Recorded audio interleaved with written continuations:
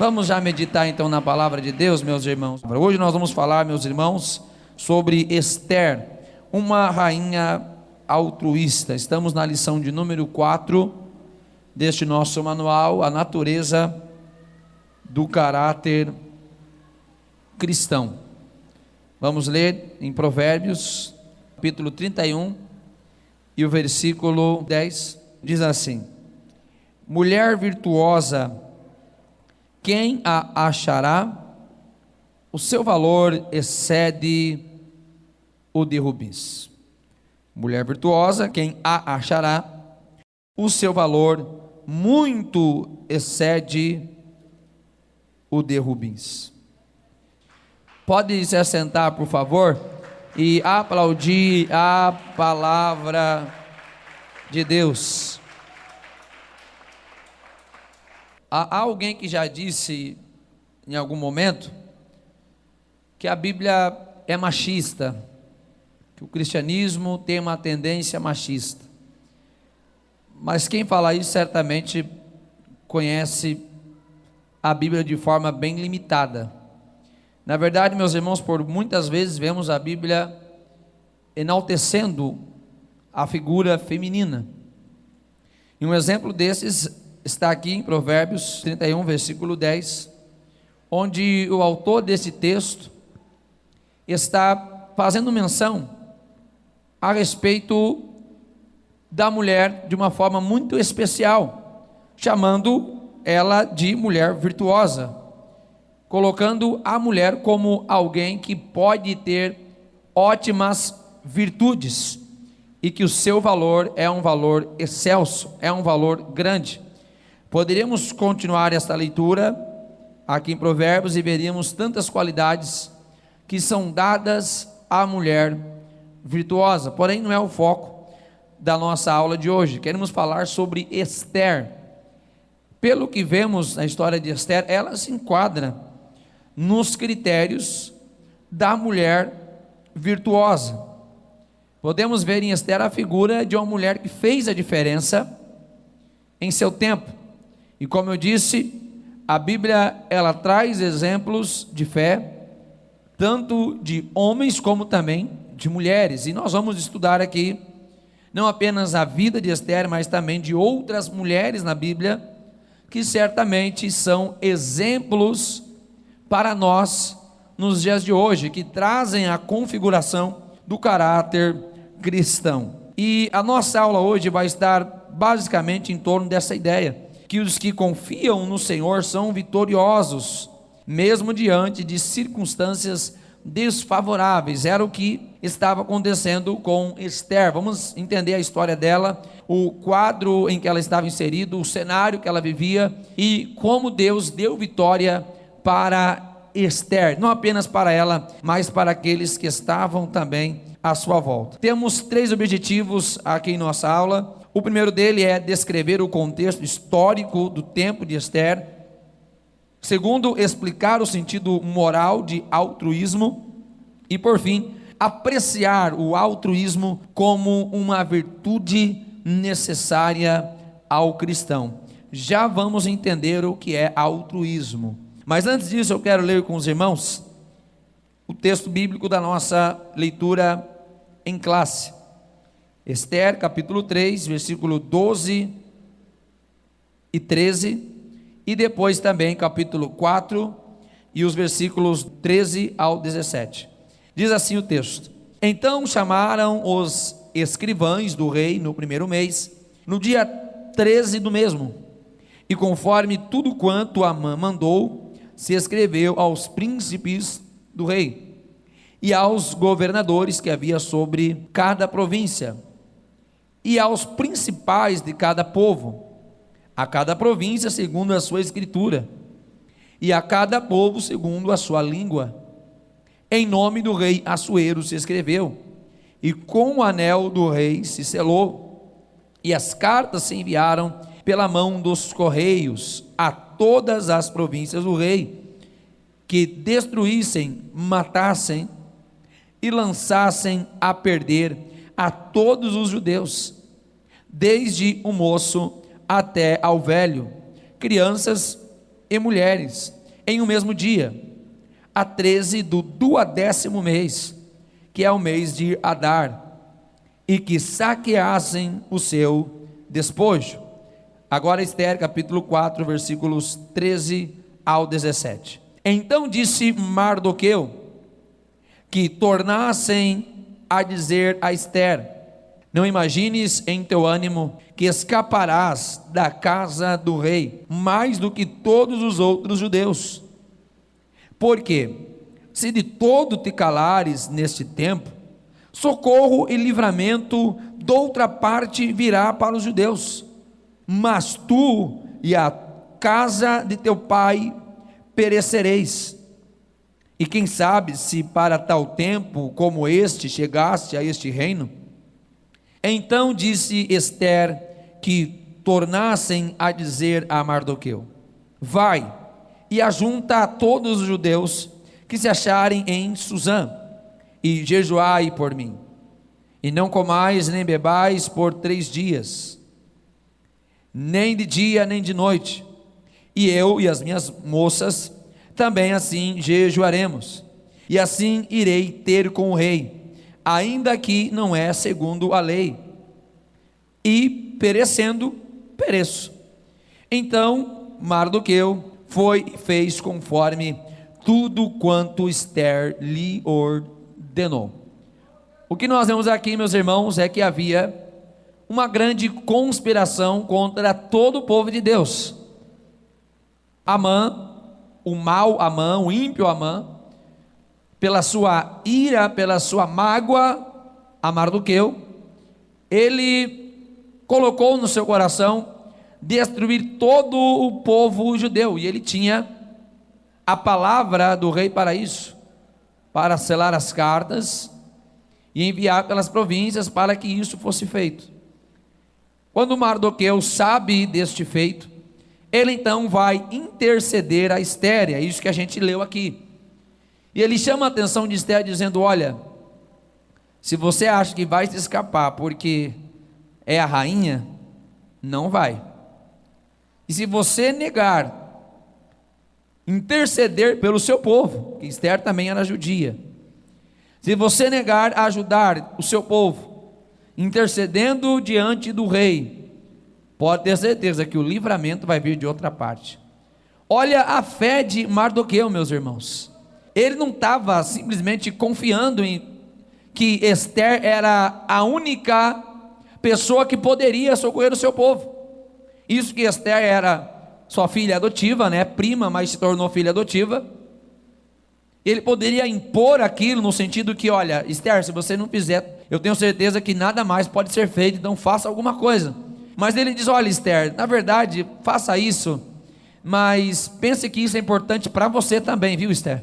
Não é só para o povo, é para você também, porque se vier a perecer, você perece junto. Mas se você não ajudar o seu povo, eu tenho certeza, dizia Mardoqueu, que o nosso Deus não vai nos desamparar. Ele está falando em outras palavras. Lembrando que no livro de Ester não há menção do nome de Deus em nenhum momento. Isso é muito curioso. Não aparece o nome de Deus escrito aqui em nenhuma parte do livro de Ester. Contudo, a gente está vendo aqui a providência de Deus. Vemos Deus agindo em tudo o que acontece aqui no livro de Ester. E a fé de Mardoqueu é algo, meus irmãos, que antes de tudo deve servir de modelo para nós. Ele vai dizer: Ester, você está aí, você é a rainha, você pode falar com o rei por nós, mas se você não quiser, Ester, tudo bem, fique tranquila, mas eu sei que a gente não vai perecer. Mardoqueu confiava no Deus de Israel e sabia que este Deus, de alguma forma ou de outra, não iria deixar o seu povo perecer. Nós podemos, meus irmãos, agir como Mardoqueu.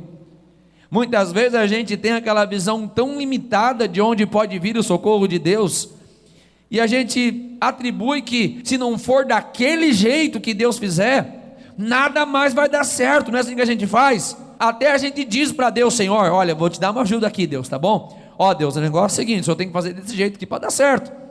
Meus irmãos, quando na verdade nós precisamos confiar de forma tão plena em Deus, que ainda que as coisas não aconteçam pelo trajeto que a gente está imaginando, pela forma que a gente está esperando acontecer, nós sabemos que Deus ele pode fazer tudo diferente e trazer um resultado favorável. Esta era a certeza de Mardoqueu. É o Deus que cuida do seu povo. Alguém pode aplaudir a este Deus que está cuidando do seu povo? De um lado ou de outro, eu creio, vai haver o livramento de Deus, dizia Mardoqueu. A palavra-chave para esta nossa aula é altruísmo. O que é altruísmo? É a virtude mediante a qual a pessoa nega a si mesma e dedica-se ao próximo, mesmo que isso lhe cause infortúnio. Meus irmãos, quando eu vejo esta definição de altruísmo, eu não consigo pensar em outra coisa senão aquilo que Jesus disse: amar o seu próximo como a si mesmo. Olha o mandamento do amor já sendo ensinado muito antes, através de exemplos de fé. Às vezes a gente quer amar o irmão, entre aspas, né? Até o ponto que ele é o nosso amigo. A gente está disposto a fazer alguma coisa, enquanto isso não nos cause algum desconforto, né? Mas se tiver que fazer um pouquinho mais, a gente pensa duas vezes.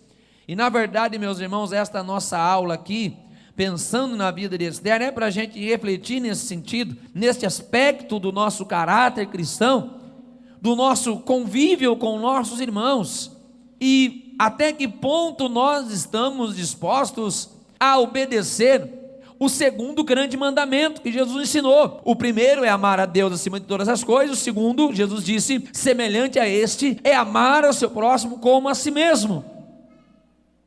Se eu faço de tudo pela minha vida, se eu faço o melhor para a minha vida, se eu não meço consequências para fazer alguma coisa por mim, o que Jesus está pedindo é para eu fazer a mesma coisa pelo meu irmão, é ajudar até onde eu puder, é não calcular tanto assim as minhas possibilidades, até o ponto que eu possa dizer, fiz tudo o que estava ao meu alcance, fiz o meu melhor, ajudei no que pude. Que nós possamos, meus irmãos, ter esta consciência da nossa responsabilidade mútua de uns para com os outros. Eu tenho certeza que o reino de Deus vai ganhar com isso. Podemos dizer, meus irmãos, que a história de Esther é uma história milagrosa, miraculosa. E a gente observa que ela era uma jovem tão simples, mas foi achada por Deus para uma obra extraordinária. Às vezes a gente é levado pela impressão, né, da propaganda, que para ser alguma coisa importante, né, ou para chegar em algum lugar, ou para fazer alguma coisa relevante, precisa sim de algumas atribuições prévias, que são tão rigorosas, né, que as pessoas impõem para nós, mas na verdade, meus irmãos, o que Deus precisa é muito menos do que a gente imagina. Esther era uma jovem simples, estava lá, não tinha pai, não tinha mãe, era criada pelo seu primo Mardoqueu, e Deus a encontrou para ser a rainha, e por ela trazer livramento ao seu povo. Podemos destacar, meus irmãos, 3 qualidades tão importantes em Esther, aqui ainda na introdução. Esther era uma mulher corajosa, era equilibrada, sabia o que estava fazendo, e era, acima de tudo, altruísta, porque estava disposta a colocar a sua vida em risco por amor ao seu próprio povo. Salvou o seu povo de um grande massacre. Então nesta aula a gente vai perceber o caráter de Esther, um caráter exemplar nesta mulher chamada Esther, e vamos perceber também a grandiosa fidelidade de Deus para com seu povo, lembrando que a gente vai ver todo o tempo na história Deus usando pessoas para cumprir os seus propósitos. Nesta noite eu estou certo que eu e você também podemos ser ferramentas nas mãos de Deus para cumprir os seus maravilhosos propósitos. Tópico número 1, a Pérsia no tempo de Esther.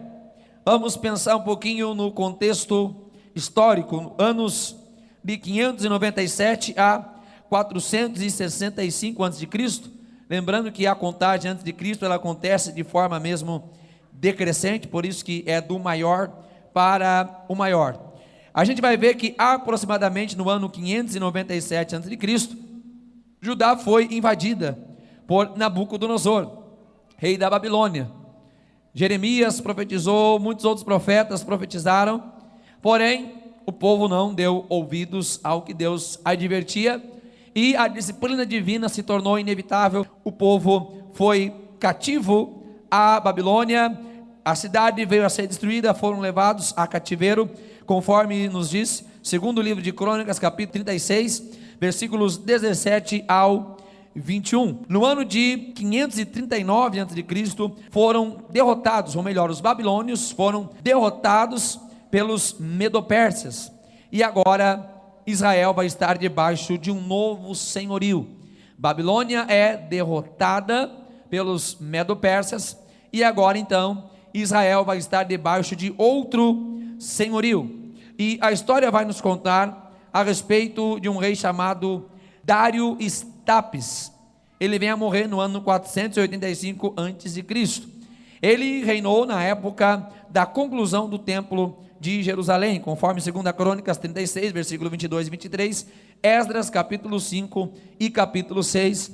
Esse Dário não deve ser o mesmo que aparece na história de Daniel. Alguns até que dizem que esse nome Dário poderia ser até um título para os governantes naquele contexto, porque vai aparecer Dário I, Dário II e Dário III. Este rei foi sucedido pelo seu filho Assuero, ou Xerxes I, e é justamente aí nesse contexto, no reinado de Assuero ou de Xerxes, é que vai se iniciar a história da rainha Ester.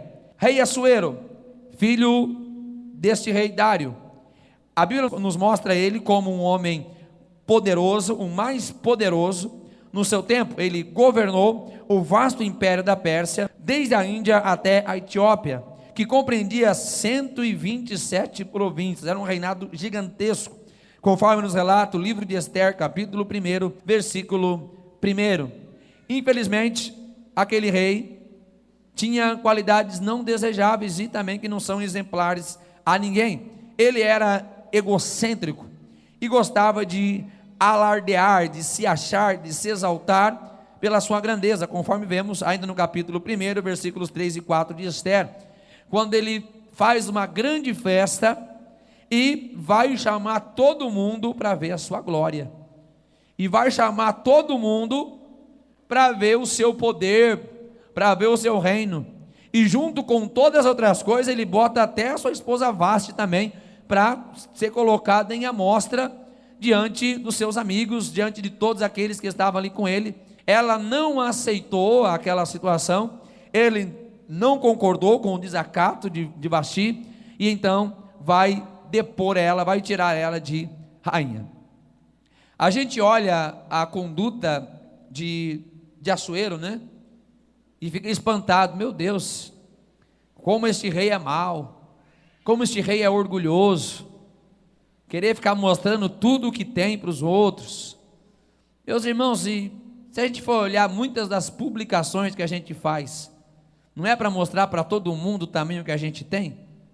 Muitas publicações no Instagram, muitas publicações no Facebook, às vezes não é mais ou menos o mesmo sentimento de Assuero que a gente tem, de querer mostrar para os outros que a gente é alguma coisa, que a gente pode alguma coisa, que a gente é melhor do que alguém, que a gente está melhor do que alguém. Será que isso também não tem muito a ver com algumas coisas que a gente faz nos dias de hoje? Certa feita eu estava conversando com alguém, e a gente como pastor tem que orientar sobre tudo, e dentre os assuntos era justamente a vigilância a respeito de publicações, e a pessoa disse: não, pastor, na verdade eu coloco assim as publicações, porque eu gosto, eu me sinto bem. Pois é, mas na verdade a gente coloca para alguém ver, na verdade, porque se for só para a gente ver, basta a gente tirar a foto e guardar no nosso aparelho de celular, está tudo bem. Então, esse problema que a gente vê na vida de Assuero, esse egocentrismo, este orgulho, por aquilo que ele tem, ele se replica, meus irmãos, ele se repete hoje muito em nossos dias. de querer mostrar o que tem ou como está. E às vezes coloca até um versículo bíblico, às vezes que não tem nada a ver com a foto, né? Às vezes é uma foto escandalosa, meus irmãos, que Deus que me livre da foto, misericórdia. Às vezes, meus irmãos, tem aquele negócio todo feio ali, e a pessoa não coloca um versículo.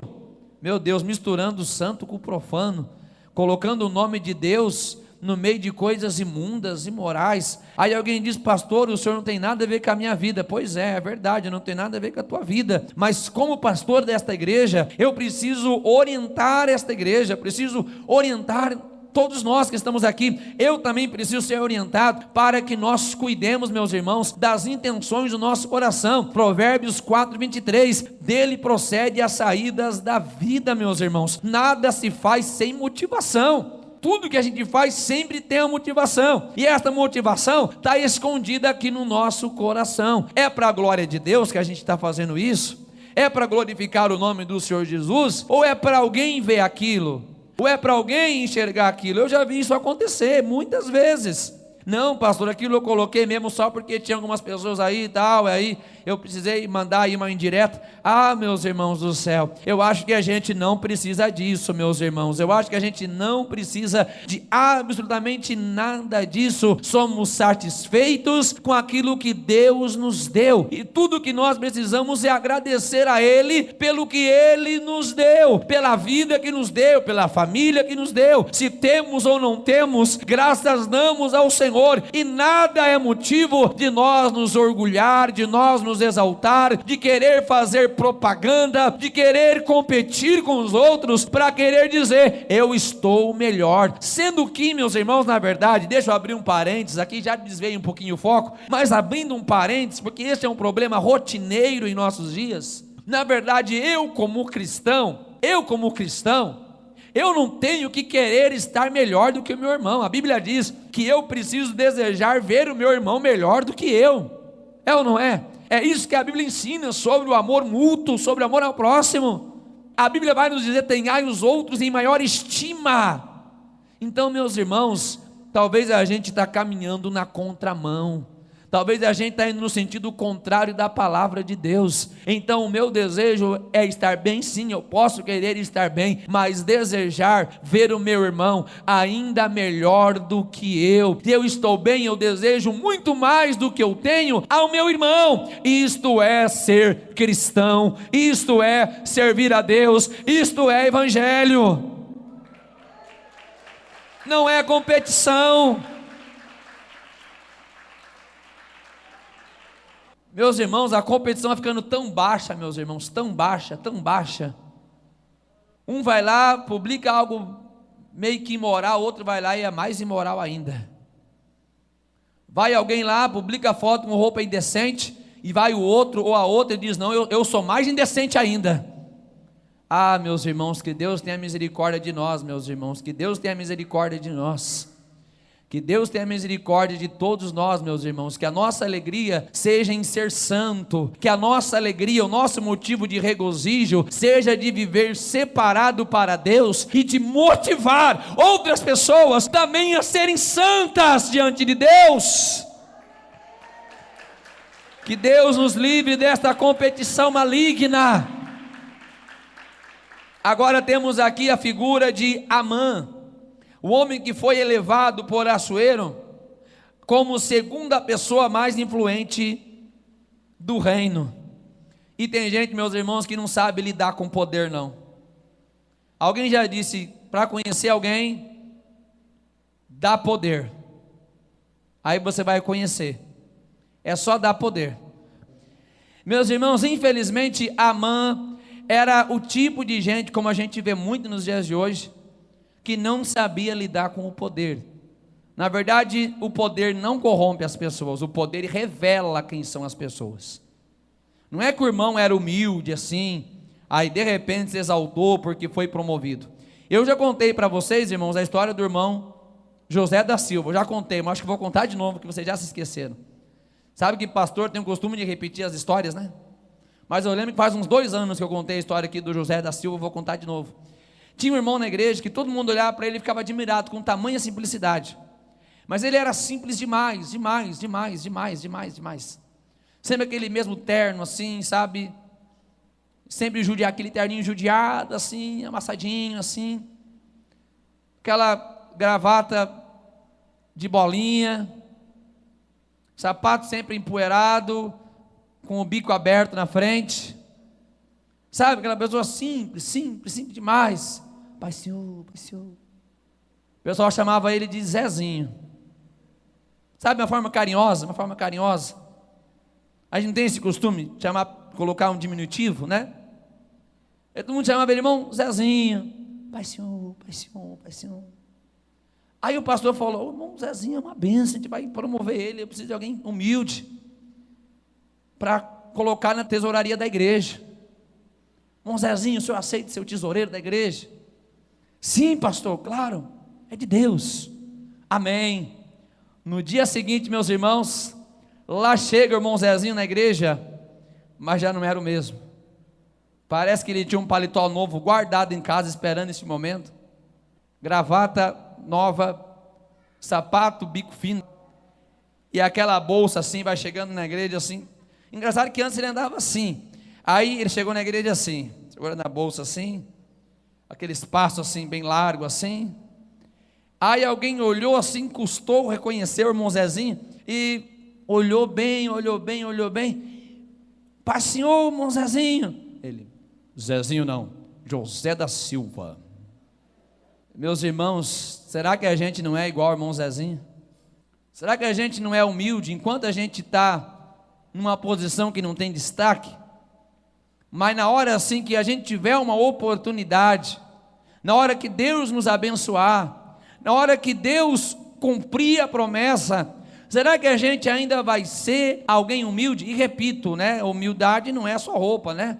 Confundiram, acharam que o irmão lá, porque usava roupa bem simples, era humilde, mas não é a roupa que faz alguém ser humilde.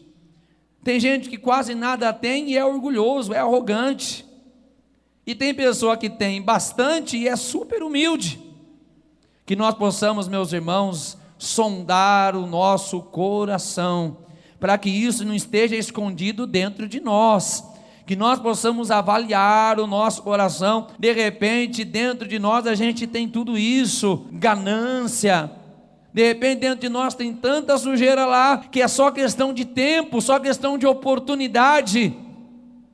E de repente aquilo que a gente fala, que os outros fazem contra nós, é a gente que faz aos outros. Que nós possamos, meus irmãos, tomar cuidado e não ir pelo caminho de Amã. Ele odiava Mardoqueu de um tal jeito, desejava matá-lo e também exterminar todo o povo. Por quê? Porque onde ele chegava, todo mundo se prostrava para ele. Mas Mardoqueu não, porque Mardoqueu sabia que ele só poderia se prostrar diante do Deus de Israel. Não ia se prostrar a homem, não. Ele não ia se prostrar a alguém orgulhoso, alguém vaidoso. Só se prostrava diante de Deus. E isso mexeu, meus irmãos, com o orgulho de Amã, porque alguém contrariou, porque alguém falou o contrário, porque alguém falou diferente daquilo que ele estava acostumado. Ah, meus irmãos, que nós possamos pedir a misericórdia de Deus, que nós possamos, meus irmãos, pedir para que o Senhor nos purifique de qualquer sentimento semelhante a este, de qualquer sentimento semelhante ao de Amã, ao ponto de guerrear ou querer destruir pessoas, numa mera atitude de orgulho. Talvez hoje, meus irmãos, ninguém está na posição de Amã, literalmente. Talvez hoje aqui ninguém tenha uma forca para matar o povo de Deus, mas o que tem de crente matador não é brincadeira, meus irmãos. O que tem crente que gosta de matar outro crente não é brincadeira não. Que nós possamos, meus irmãos, prestar atenção em tudo que Amã fez e não fazer igual, porque a gente vai ver que o final de Amã não foi bom, porque Deus, ele sempre vai ficar do lado da verdade. Deus não confunde pelo discurso, Deus não se confunde pela narrativa, não. Mardoqueu sabia que o negócio estava errado, não se prostrou a Amã. Amã pensou que pelo seu poder podia acabar com o pequenininho, com o humilde, mas Deus estava com o pequeno, Deus estava com aquele povo aparentemente frágil. Que nós possamos, meus irmãos, ficar na posição de Deus e confiar em Deus, e não em nenhum momento querer fazer justiça com as as nossas próprias mãos, no sentido que Deus vai guardar, Deus vai livrar, Deus está conosco, Deus está com o seu povo. Deixa a Amã fazer os seus projetos, deixa a Amã fazer o que quiser. Tem Amã nos dias de hoje? Tem. Que está se achando? Tem. Que pensa que é maior do que todo mundo? Tem. Que bate nos pequenininhos? Tem. Que ofende quem não pensa igual a ele? Tem. Tem Amã nos dias de hoje também. Que ameaça de morte quem pensa o diferente? Tem. Mas o Deus de Mardoqueu, o Deus de Israel também tem nos dias de hoje. Também existe nos dias de hoje. Mardoqueu, continua fiel ao teu Deus. Mardoqueu, continua aguardando a palavra de Deus. Mardoqueu, continue se prostrando apenas diante de Deus. Bendito é o Deus de Israel que guarda o seu povo. O coração pode ser um solo fértil para o surgimento e abrigo do crescimento do ódio. Devemos nos atentar para os sinais dessa praga que mina as forças espirituais. Não deixar que a ira cresça em nossos corações ao ponto de se transforme em mágoa e nos destrua. O autêntico cristianismo está baseado no amor. João 13, versículos 34 e 35, não tem evangelho se não for através do amor. Qualquer atitude que fira este princípio deve ser rejeitada, conforme 1ª Epístola de João, capítulo 4, versículo 8. Toda a nossa atitude, todo o nosso procedimento dentro do Evangelho deve ser fundamentado no amor. Somos irmãos em Cristo, nós estamos em um relacionamento fraternal, temos um só propósito. Todos dentro da casa de Deus merecem respeito, merecem amor, merecem honra. Aquilo que Paulo disse, até o membro mais fraco se torna mais honrado dentro deste corpo. Que nesta igreja, que no meio deste povo, possamos funcionar como verdadeiro organismo vivo de Cristo. Mardoqueu é um homem humilde e temente a Deus, primo da rainha Esther e fiel servidor no seu palácio. Demonstra grande humildade e confiança e obediência a Deus. Não deixou de obedecer a Deus nenhum momento. Deus foi fiel. Deus é fiel, na verdade, né? Não posso falar Deus foi, Deus é fiel. Deus guardou Mardoqueu, guardou o povo de Israel, deu grande livramento. E ainda Mardoqueu foi elevado, foi promovido pelo rei, foi exaltado pelo rei. Até Amã, que era aquele que queria matá-lo, teve que botar Mardoqueu no cavalo, melhor cavalo, e andar puxando o cavalo no meio da cidade. Isto o rei fará a quem lhe agrada. Imagine, meus irmãos, a cara de Amã, meus irmãos, imagine só. Imagine a cara, eu não sei nem descrever, meus irmãos, alguém talvez ia dizer cara de taxa, eu não sei. Imagine, meus irmãos, Amã que se sentiu tal, poderoso, caminhando pelas ruas, ele que era acostumado, que todo mundo fazia reverência, e ele tem que puxar o cavalo mais bonito, levando o Mardoqueu, que era uma pessoa simples, humilde, e dizendo: assim se fará ao homem cujo rei se agrada.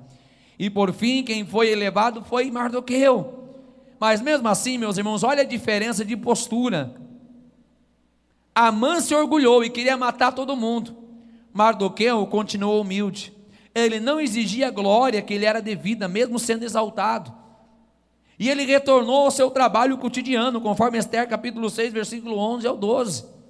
Mesmo depois de passar por aquele momento de exaltação ali, diante de todo o reino, ele não quis já botar uma coroa na cabeça e dizer: pronto, agora é eu que mando nesse negócio aí. Ele voltou lá para a porta do palácio, voltou a fazer o que ele sempre fazia.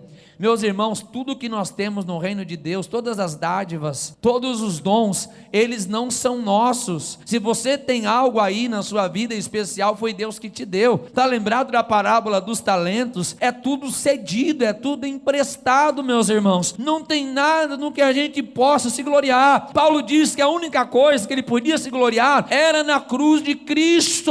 Meus irmãos, se você é uma bênção de Deus, diga a glória a Deus. Deus. Se Deus te usa, dê a glória a Deus. Se você tem dons de Deus na tua vida, dê glória a Deus. Se Deus tem te usado, dê glória a Deus. Não queira ocupar um lugar que não é seu. Não queiramos sentar num trono que não é nosso. A glória de Deus jamais poderá ser dividida. Ele não dará outro. Toda glória, toda glória, toda glória, toda glória, toda glória é para Deus. Mais tarde ele vai ser honrado novamente, lá no capítulo 10. Humildade é imprescindível a todo crente.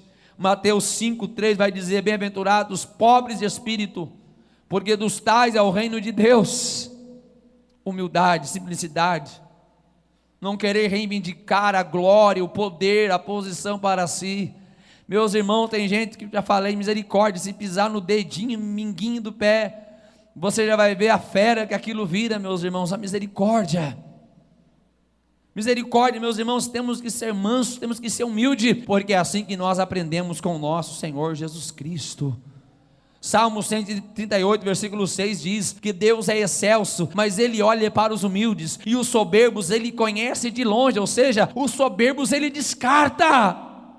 E não podemos esquecer aquilo que Provérbios também vai dizer para nós, que a soberba precede a ruína. Meus irmãos, todo mundo antes de cair passou pelo orgulho.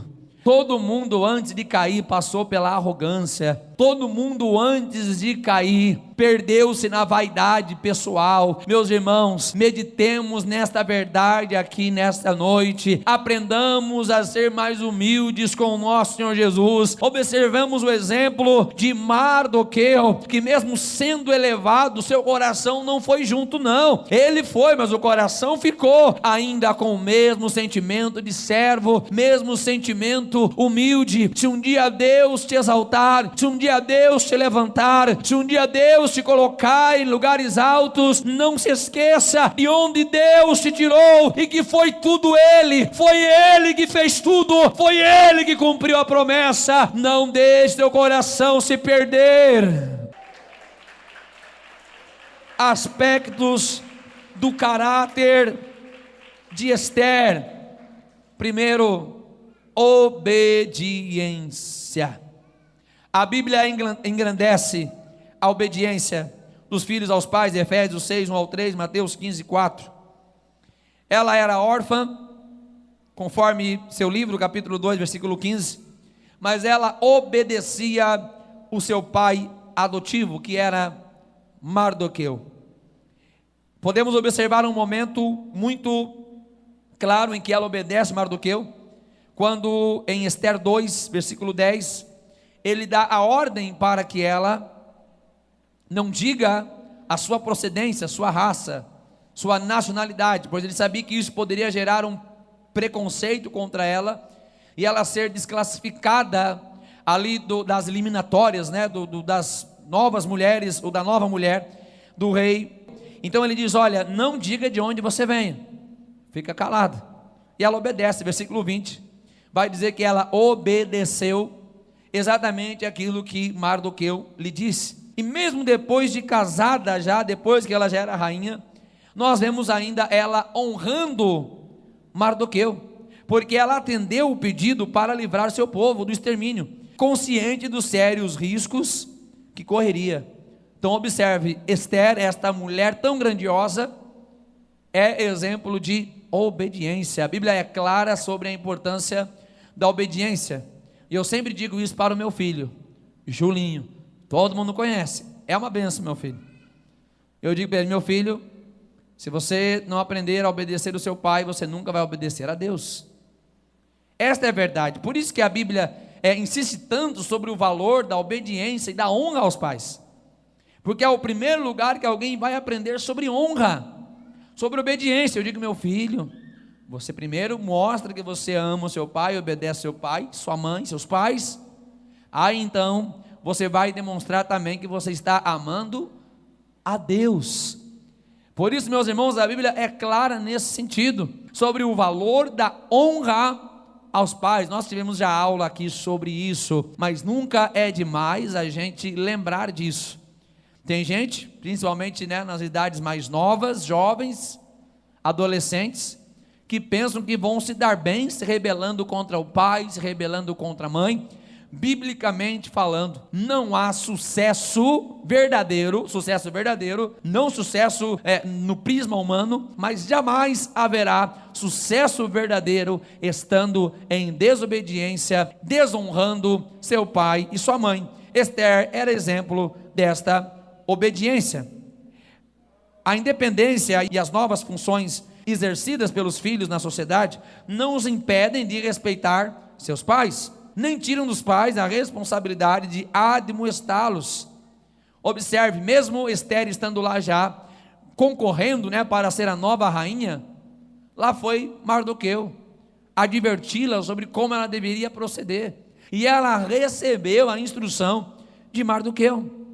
Deus vai abençoar, Deus abençoa os filhos que seguem rigorosamente os sábios conselhos dos seus pais. É isso que nós vemos, Gênesis capítulo 7, versículo 7, versículo 13, Gênesis 8, 18, Deus honra o filho que obedece, Deus abençoa, no entanto que é o primeiro mandamento com promessa, Deus há de abençoar. Como eu disse, não tem como nós obedecermos a Deus, se primeiramente não honrarmos também os nossos pais. Em segundo lugar, vemos em Esther, humildade.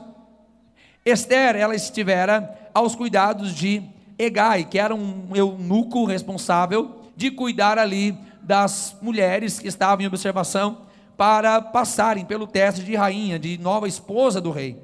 Ela poderia ali em um momento pedir o que quisesse, mas conteve-se com o que lhe ofereciam. Esther capítulo 2, versículo 15. Na posição que ela estava, ela poderia exigir um monte de coisa, o texto vai mostrar isso para nós. Ela podia fazer um bocado de exigências, não quero mais isso, quero me aparecer, mas na verdade ela se contentou com aquilo que lhe davam. Infelizmente, meus irmãos, alguns no lugar de Esther, iriam aproveitar para se enriquecer, para aproveitar, né, dos recursos que estavam à sua disposição. Mas quem é humilde, quem é simples, não precisa de muita coisa para ser feliz. Sabia disso? Paulo vai dizer para nós, escrevendo aos Filipenses: aprendi a contentar-me com o que tenho. Sei ser feliz com pouco, sei ser feliz com muito também. Sei ter abundância e sei também passar por privações, porque eu posso todas as coisas naquele que me fortalece. Então eu posso passar dificuldade, eu posso passar circunstâncias adversas, mas eu não preciso disso para ser feliz. Ontem mesmo eu dei uma lição para o Julinho. É difícil eu pregar e não lembrar dele, porque ele é o meu primeiro discípulo. Antes de eu discipular a igreja, eu tenho um discipulinho lá em casa, mas ele dá mais trabalho que vocês tudo junto, pode ter certeza. E ontem, meus irmãos, ele teve uma situação assim, né, de desobediência, e ele lamentava, pai, é porque eu não tenho um cachorrinho. O motivo da desobediência dele é porque ele não tinha um cachorrinho. Meu filho, veja bem, lembra que você queria muito ter um gato? Lembra muito? Sim, pai. Lembra, filho, que você até fez um voto para Deus tocar no coração do pai e deixar você levar o gato? É, pai, é verdade, estou lembrado. Pois, meu filho, agora você não tem 2 gatos em casa? E o pai que continua não gostando de gato, mas deixa esses gatos lá? É verdade, pai. Meu filho, não são as coisas que vão fazer você feliz. Antes você pensava que se tivesse um gato você era feliz. Agora você tem 2. Mas está sentindo falta de um cachorro, né? E se bem que para entrar o cachorro vai ter que ser os 2 gatos, porque eles não são amigos. Então, meus irmãos, esse mesmo exemplo serve para nós. Esther entendeu que ela não precisava daquelas coisas ali. Não, era alguém simples. De onde ela veio, estava acostumada com simplicidade. Não precisava de coisas, não precisava de objetos, de glamour ali, tantas coisas que ela poderia exigir na posição que ela estava. Mas ela não vai, para ela estava tudo bem, aquilo que lhe davam espontaneamente estava bom, não precisava mais do que isso. E nós vemos, meus irmãos, um conselho de Pedro aqui, falando especialmente, mais especificamente as mulheres, na primeira epístola de Pedro, capítulo 3, versículos do 3 ao 5. Eu não vou ler o texto aqui com os irmãos, a hora passa muito rápido, mas basicamente o que Pedro vai falar aqui nesses versos é sobre o contraste da beleza interior com a beleza exterior. E ele chama a atenção dizendo: olha, mulheres, não pensem que vocês precisam de coisas para se tornarem belas, mas primeiramente observe que a beleza de vocês pode estar no bom trato, na boa atitude, ou seja, onde? No coração. E meus irmãos, o que Pedro fala faz tanto sentido para nós como igreja hoje, porque se nós deixar ser levado neste ponto de vista em que somos levados a valorizar o exterior antes do interior, a gente vai entrar, meus irmãos, numa busca desenfreada, que é exatamente o que a gente vê no mundo sem Deus, e que a gente não pode deixar que isso age também em nossos corações. O mundo valoriza mais a parte de fora do que a parte de dentro. As pessoas estão tão bonitas do lado de fora, mas dentro estão destruídas. Não é assim que a gente vê no mundo e fora? As pessoas com uma estética quase que perfeita, mas para o lado de dentro, meus irmãos, não tem nada que seja aprovado por Deus, não tem nada que seja agradável a Deus e nem às pessoas. Pedro vai dizer: não se iluda com a ideia de que o lado de fora é a beleza de vocês. Então Pedro fala: siga a modéstia, é o suficiente. Meus irmãos, eu posso dizer sem dúvida alguma, uma das coisas que me chamou a atenção nessa irmã aqui, quem conhece ela, diga amém. É que ela é muito pequenininha. Fica em pé, amor, ninguém está te vendo sentada aí. Eu sei que ela vai morrer de vergonha. O que mais me chamava a atenção nessa irmã aqui, filha do irmão Zezinho, e meu sogro é Zezinho, eu falei de Zezinho hoje, ó, era a simplicidade, meus irmãos, era a simplicidade. Eu fiquei 5 anos só observando, só analisando, tintim por tintim, para eu ter certeza, tem que ser essa aí, a simplicidade, a maneira de se conduzir. Obrigado, meu amor, muito obrigado. Meus irmãos, às vezes algumas pessoas nos criticam, ele diz: o pastor não prega sobre modéstia na igreja, o pastor não fala, e tem gente que está desobedecendo, tem gente passando os limites, as roupas estão diminuindo, as roupas estão se apertando. Meus irmãos, eu penso que a minha esposa é a melhor pregação para todas as mulheres nessa igreja aqui, com todo o respeito, eu não preciso chegar aqui no altar e dizer: irmã, essa sua saia aí está errada, minha irmã, oh meu Deus do céu, misericórdia, irmã. Não preciso. Eu penso aqui, minha esposa, ela é o exemplo. Eu sei que ela é um exemplo, nunca precisei chamar a atenção dela sobre qualquer coisa, porque eu sei que o desejo dela é ser fiel a Deus, é ser agradável a Deus. Então eu fico tranquilo quanto a isso, e não preciso usar o altar de Deus para chamar a atenção em certas coisas que até seriam tão desconfortáveis, né, para a gente ter que falar aqui no altar, né, meus irmãos? Ficaria até desagradável a gente precisar falar essas coisas. Eu penso que a nossa vida, primeiro a minha vida para os irmãos, se torna um exemplo, e a vida da minha esposa, como ela se veste, como ela se conduz, também é um exemplo. Não precisa eu falar nada mais, não precisa eu dizer nada mais, está aí o exemplo, e que era o exemplo de Esther, uma pessoa que valorizava mais aquilo que ela era, aquilo que ela tinha no seu interior, a sua simplicidade, dentro daquilo que Deus lhe confiava, não precisava daquilo que talvez todas as outras queriam, talvez todas as outras mulheres que estavam ali, todas as outras jovens, achavam que precisava usufruir ali de todos aqueles recursos para agradar o rei de alguma forma, mas ela disse: não, eu vou continuar do jeito que eu estou aqui, simples mesmo, porque se Deus não estiver na minha vida, e se eu não estiver num propósito de Deus, eu não vou agradar ao rei. Meus irmãos, e hoje a gente não está aqui para agradar o rei Assuero, é verdade, e o que se enquadra aqui tanto para mim, ou para qualquer irmão ou irmã, que acima de tudo nós estamos aqui para agradar o Rei Jesus. Ele é o Rei muito maior do que o Rei Assuero, e para a gente agradar Ele, a gente pode fazer de uma forma muito mais simples, que nós possamos analisar a nossa vida, aquilo que fazemos e deixamos de fazer, quais são as nossas intenções, se é exatamente para glorificar a Deus, se é exatamente para exaltar a Deus, ou se é para eu me aparecer, ou se é para eu chamar a atenção de alguém, ou se eu quero que as pessoas olhem para mim. Se é para a glória de Deus, então não tem problema. Se o que eu estou fazendo pode ser usado para exaltar o nome de Jesus, então está tudo bem. Que Deus te abençoe. Observamos em Esther a disposição. É maravilhoso quando nos colocamos inteiramente nas mãos de Deus, a total disposição de Deus. Eu digo, meus irmãos, que às vezes alguém que é muito competente não é usado porque não está disposto a ser usado por Deus. Pessoas extremamente capacitadas deixam de ser usadas por Deus porque não se dispõem para Deus. E de repente Deus encontra pessoas que aos olhos humanos podem até não parecer assim dentro do perfil, mas são pessoas dispostas a servirem a Deus, a contribuírem no reino, a ajudarem no reino. Infelizmente nem todos estão dispostos a seguir a Jesus, a servir o reino, a seguir a igreja. Esther estava disposta a servir. Esther estava disposta inclusive até a colocar a sua própria vida em risco, por amor àquilo que Deus havia lhe dado, a oportunidade que Deus havia lhe dado. Infelizmente, meus irmãos, muitos não dedicam sequer parte do seu tempo para serviço do reino de Deus.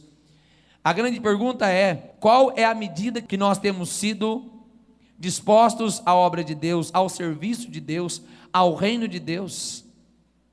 Qual é a medida que nós podemos aqui pontuar, nós mesmos, fazendo aqui uma avaliação em nós, sobre a nossa disposição para Deus? Eu não estou aqui para julgar os meus irmãos. Esta avaliação ela é pessoal. Nós é que vamos nos avaliar agora e dizer qual medida, em qual ponto nós nos classificamos quando nos falamos de nos dispor, nos disponibilizar para ser útil ao reino de Deus. Repito, muitas vezes tudo o que Deus precisa é pessoas que estão dispostas a fazer alguma coisa para Ele. Muitas vezes o que Deus precisa é alguém que simplesmente diga: Senhor, eis-me aqui, Senhor. Eu já disse isso aos irmãos que esta foi a minha oração na minha juventude e durante muito tempo e até os dias de hoje eu digo: Senhor, olha, se precisar eu estou aqui. É mais ou menos assim a minha oração com Deus.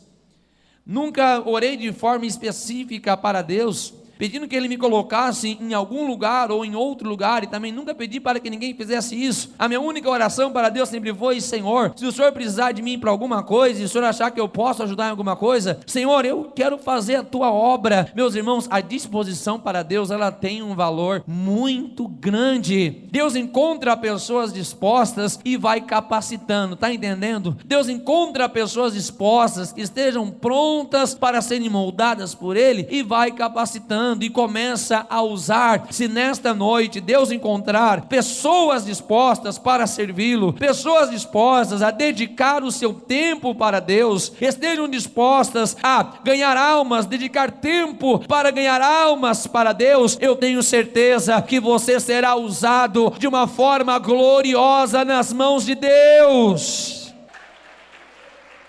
Deus continua convocando servos fiéis e dispostos a serem poderosamente usados em tuas mãos. Por fim, últimas qualidades que vemos em Esther: sua sensatez, seu equilíbrio e também a sua paciência. Foi cautelosa em tudo o que ela fazia ali, quando ela estava no harém, quando ela estava sendo observada, sempre ela cuidava de suas palavras, como se comportava na presença do rei. Ela tinha propriedade, sabia como se comportar, e era alguém paciente, sabia agir na hora certa e da forma certa, esperava o tempo de Deus em favor do seu povo. E foi em relação a essas qualidades que ela não sucumbiu, mesmo diante dos projetos malignos de Amã.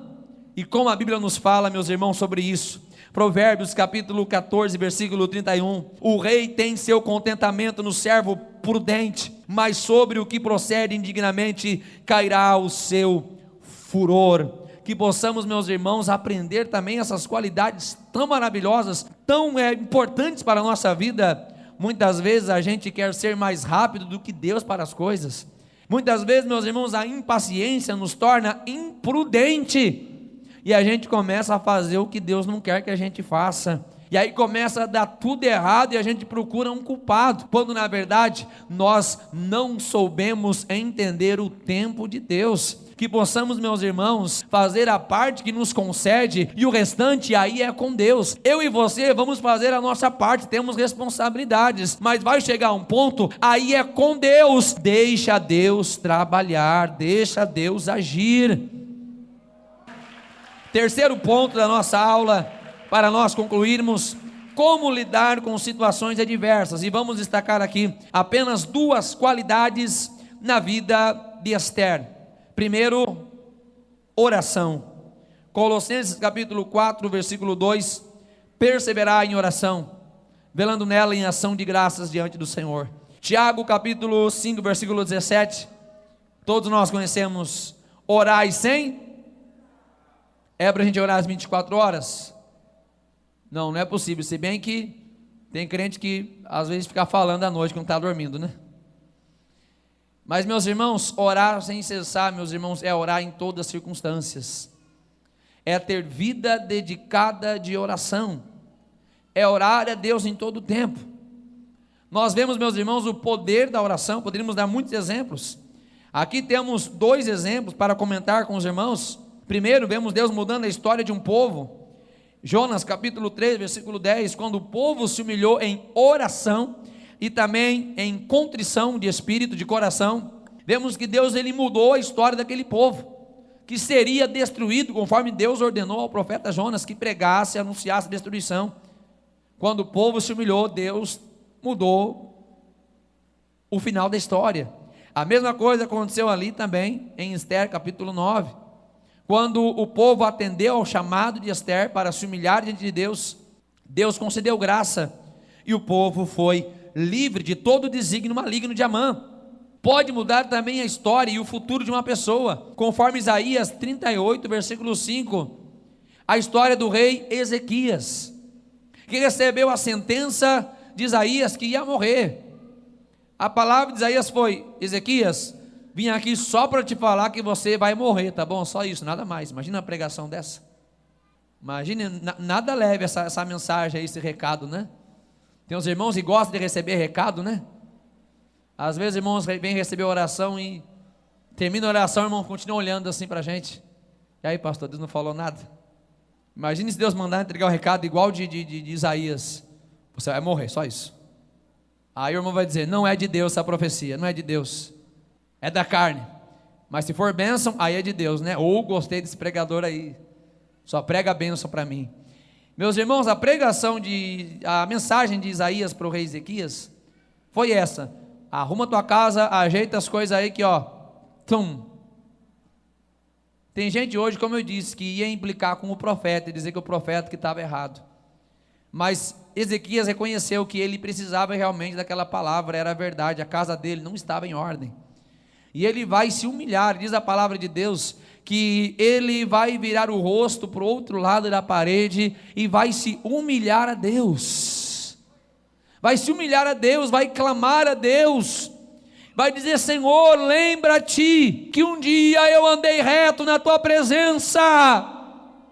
A Bíblia nos fala que Deus manda Isaías voltar e dizer: Ezequias, Deus mandou eu te dizer agora que você vai viver mais 15 anos. A oração sincera, quando se reconhece, nós podemos sim ver a glória de Deus e a história ser mudada. Sentença era de morte, mas houve humilhação, houve arrependimento. Deus mudou o final da história.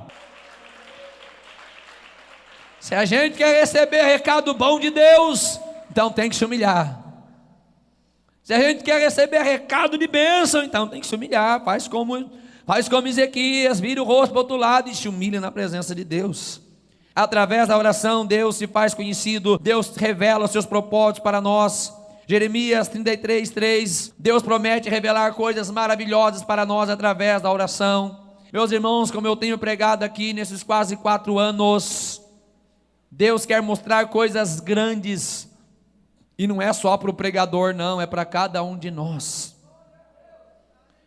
Jeremias 33:3 é para cada crente, meus irmãos. Em nossa intimidade com Deus, nós podemos viver coisas profundas na nossa vida, podemos viver coisas gloriosas em nossa vida, e não depender apenas do que sai do altar. Claro que o altar é importante, sim, aqui a gente é edificado, aqui a gente é abençoado, claro, mas nós podemos, meus irmãos, estar num nível um pouco mais profundo de comunhão com Deus, de intimidade com Deus, de fechar a porta do nosso quarto e ter encontros grandiosos com Deus em oração, conhecer a Deus pela oração, conhecer as coisas de Deus pela palavra de Deus. Você vai ver, a tua vida não será mais a mesma, a tua fé não será mais a mesma, a tua conduta não será mais a mesma. A gente vai parar de ser avaliador de culto, a gente vai parar de correr atrás de pregador. Ah, meu Deus do céu, meus irmãos, eu fico doente com isso. Eu fico doente, meus irmãos, passando mal. Que ainda nos dias de hoje tem aqueles pregador famosos assim, sabe? Não que a gente não pode ser conhecido, mas famoso pelas marmotas que faz o óleo queimar na mão, essas coisas assim, que tem o suor ungido, faz a unção do esquecimento. Ah, meus irmãos, a gente ainda precisa dessas coisas, meus irmãos. Tendo a palavra de Deus aqui na nossa mão, tendo a oportunidade de conhecer a Deus intimamente, ir atrás de vaso para saber o que vai acontecer na minha vida. Tem gente que faz isso, meus irmãos. Onde é que está aquele vaso lá, porque eu preciso saber o que Deus quer para a minha vida. Meus irmãos, está aqui, está bem pertinho, a vontade de Deus para a nossa vida está aqui na palavra de Deus, meus irmãos. Se a gente se humilhar, colocar a boca no pó e orar, Deus vai começar a falar diretamente com a gente, Deus vai começar a revelar diretamente para a gente, não vai precisar andar procurando onde é que estão os vasos. Eu posso ouvir a voz de Deus. É só orar, é só buscar, é só ler a Bíblia. Mas aí não ora, não se conserta, não lê a Bíblia, e aí quer que Deus fale, e aí quer ouvir palavra de bênção. E tem profeta que entrega a bênção para essas pessoas. E tem profeta que entrega a bênção para eles. Tem. Eles estão por aí. Dificilmente eles comparecerão num culto de ensino. Possamos, meus irmãos, dedicar mais a nossa vida de oração, buscar Deus, meus irmãos, e começar a identificar as coisas grandiosas, gloriosas que nós podemos viver com Deus. A oração de um justo pode muito em seus efeitos. Não está escrito aqui apenas a oração dos apóstolos, apenas as orações dos evangelistas. Não, meus irmãos, eu e você podemos ser o justo aqui de Tiago, capítulo 5, versículo 16. No entanto, que nós falamos sobre Elias na semana passada, um homem sujeito às mesmas paixões, orou e o negócio aconteceu. Meus irmãos, eu estou aqui para estimular a sua fé, para que você comece a buscar Deus de uma forma mais intensa, para que você também comece a viver experiências pessoais com Deus, está entendendo? Não depender tanto do pregador para sentir a presença de Deus, não depender tanto do pregador assim, para dizer que o culto foi ou não foi uma bênção. Não, você mesmo vai começar a viver coisas grandes de Deus, você vai começar a ser usado por Deus, Deus vai mudar o sentido da sua vida, vai mudar você de nível, e você vai ver com coisas grandiosas e gloriosas Deus vai operar através de você aqui nesta terra. Eu estou aqui para te desafiar, para te animar e dizer que você também pode ser usado por Deus. Você não precisa apenas ficar procurando pessoas usadas por Deus. Você pode ser a pessoa usada por Deus. Vemos o aspecto da confiança em Esther. A Bíblia nos adverte quanto à urgente necessidade de vivermos em oração e comunhão com Deus. A tendência é desesperarmos diante das circunstâncias adversas, mas a vitória só será concedida àqueles que confiarem integralmente no Senhor. Salmo 118, versículo 8 e 9. Quando confiamos inteiramente no Senhor, é tudo diferente. É como um monte de Sião que não se abala, mas permanece para sempre. É a confiança total no Senhor. É a não confiança em mim. É a não confiança no braço da carne, mas na confiança que eu tenho no Senhor. Era isso que Esther estava pensando. Essa era a ideia dela. Se for para perecer, eu pereço, mas eu estou na mão do meu Senhor. Há um propósito do meu Senhor. Eu vou até lá, seja o que Deus quiser. A minha confiança está nele, o que ele fizer está bem feito. Quando falamos de confiança no Senhor, meus irmãos, não é apenas a ideia de que sempre vai dar certo do jeito que a gente quer. Esther confiava tanto em Deus, que ela estava pronta até a perecer, se essa fosse a vontade de Deus. Está entendendo? Ela disse, olha, se for para perecer, eu pereço. Meus irmãos, nós entender a vontade de Deus é algo tão maravilhoso. A gente não vai exigir que Deus dê a resposta que a gente quer, mas a gente vai se alegrar com a resposta que Ele quer nos dar. O cristão pode vencer as adversidades da vida através da oração e da fé em Deus. À medida que eu busco a Deus e conheço a Deus pela sua palavra, eu posso desenvolver a verdadeira fé, a fé consistente, a fé fundamentada, porque fé não é eu achar que eu acredito, não. Fé, ela tem consistência, ela vem da palavra de Deus. Romanos 10:17, vem por ouvir e ouvir a palavra de Deus. Quando eu estou em oração e comunhão com a palavra de Deus, pode vir o que vier, eu vou permanecer conectado com o meu Deus. Pode vir luta, pode vir avalanche, pode vir tudo. Para a gente terminar bem no final, devemos diariamente orar e confiar totalmente no Senhor, independente de tudo. Sempre orar e sempre confiar em Deus, independente de qualquer coisa. E assim, meus irmãos, a gente vai vivendo o desenvolvimento do nosso caráter cristão. Pelo menos essas três grandes qualidades: sensatez, que vem na ideia de sobriedade, inteligência, sabedoria, para agir diante das mais diversas situações.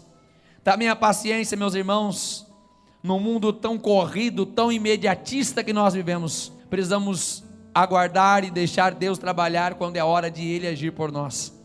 E a nossa fé, como eu acabei de dizer, que sempre deve estar fundamentada na palavra de Deus. Fé não é achismo, fé não é crença mística, fé, ela vem da palavra de Deus. Verdadeira fé é aquilo que eu entendo, que eu guardo e pratico da palavra de Deus, como Jesus disse, assim construindo a casa na rocha. Se eu então desenvolvo estas qualidades na minha vida, eu posso ter a certeza que vamos triunfar nas adversidades. Podemos então confiar sempre no nosso Deus.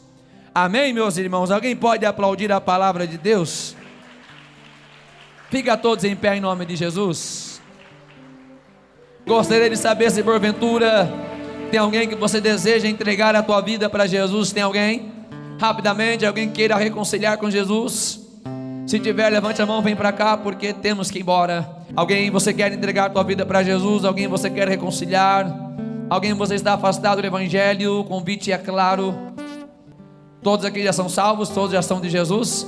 Então aplauda Jesus com alegria, por favor. Palmas com glória a Deus, com muita alegria.